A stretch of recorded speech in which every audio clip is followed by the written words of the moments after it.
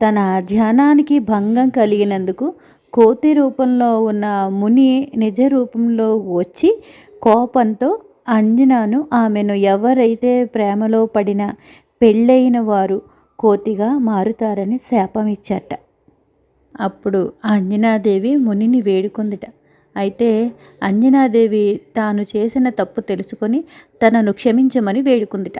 ఆ ముని శాంతించి కోతి రూపంలో ఉన్న ఆమెను ఎవరైతే ఇష్టపడతారో శివుని అవతారమైన శిశువు ఆమె జన్మ ఇచ్చినప్పుడు తనను శాపం నుండి విముక్తి కలుగుతుందని వరమిచ్చట. ఆ శాప విముక్తి కోసం అంజనాదేవి భూమి మీదకి వచ్చింది. ఒక అడవిలో నివాసం ఉంటుండగా ఒకరోజు ఒక మగవాడిని చూసి ప్రేమలో పడిందిట ఆవిడ. ఆ క్షణం నుండి వెంటనే ఆమె కోతి రూపంలోకి మారిపోయింది. ఆ మనిషి తన పేరు కేసరి అని కోతులకు రారాజు అని తనను తాను పరిచయం చేసుకున్నట్ట.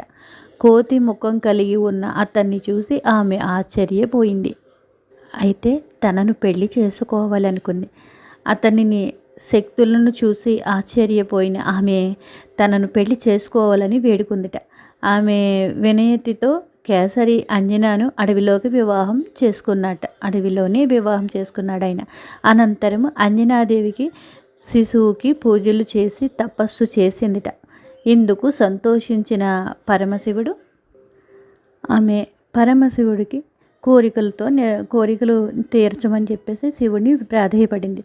అప్పుడు ఆ తల్లి ముని శాప విమోచనం కోసం శివుడికి తన కుమారుడి గురించి జన్మించమని కుమారుడిగా కోరుకుందిట.